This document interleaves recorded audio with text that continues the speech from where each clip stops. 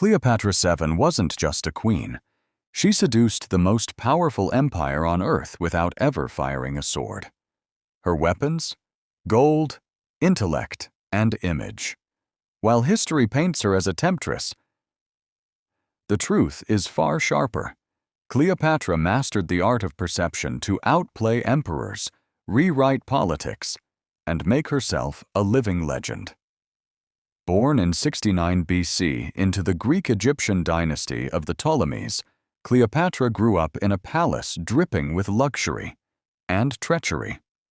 Her family had ruled Egypt since Alexander the Great's generals took the throne, but their kingdom was crumbling under Roman influence. By the time she was 18, civil war tore her family apart.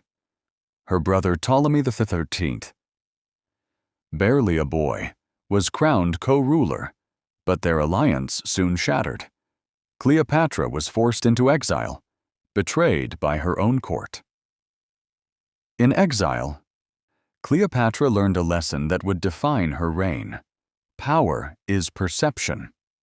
She re-emerged not just as a queen, but as a goddess, Isis reborn. Every public appearance became theater. She wore shimmering gold, white robes, and serpent-shaped crowns. Her portraits on coins weren't airbrushed fantasies, they were deliberate propaganda. Sharp-nosed, intelligent, and regal. A message to her people and to Rome: I am not your mistress, I am your equal. Then came Julius Caesar. In 48 BC, Rome's greatest general arrived in Alexandria amid Egypt's civil war. Cleopatra saw an opportunity and staged one of history's most audacious entrances. Smuggled into Caesar's palace, rolled inside a carpet, she emerged before him in candlelight, unarmed, uninvited, unforgettable. That single act secured her audience, her throne, and her legacy. Caesar restored her as queen, and their alliance, personal and political, made Egypt powerful again. Cleopatra bore Caesar a son, Ptolemy XV, known as Caesarion. For the first time, Egypt and Rome were bound by blood. But in Rome, the idea of an Egyptian queen influencing Caesar caused outrage. Cleopatra visited Rome in splendor, living in Caesar's villa like a monarch among senators. She studied how Roman politics worked and how image could control it. When Caesar was assassinated in 44 BC, her plans collapsed overnight. Yet Cleopatra did not mourn long. She recalibrated. A ruler cannot afford sentiment. 3 years later, she met Rome's next great power, Mark Antony. At their first meeting in Tarsus, Cleopatra arrived on a golden barge with purple sails, incense thick in the air, musicians playing, and attendants dressed as gods. Antony, the soldier who had conquered nations, was conquered by spectacle. It wasn't mere seduction, it was diplomacy wrapped in myth.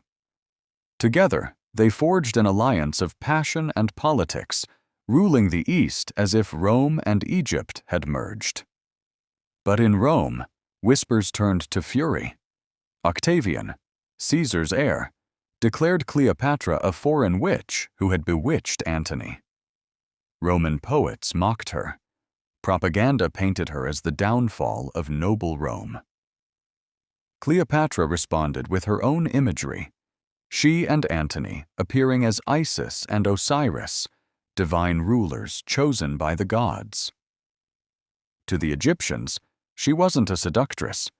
She was salvation. In 31 BC, their empire met its reckoning.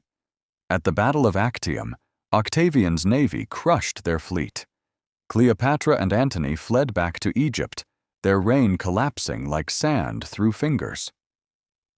When Roman legions finally entered Alexandria, Antony fell on his sword.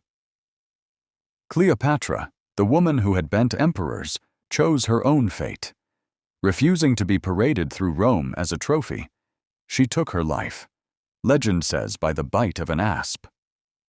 Cleopatra's empire fell, but her myth never died.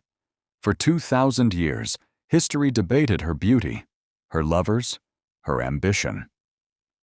Yet beneath it all lies her true genius. She understood that image is power. In a world ruled by men and armies, Cleopatra proved that perception could build empires and outlive them.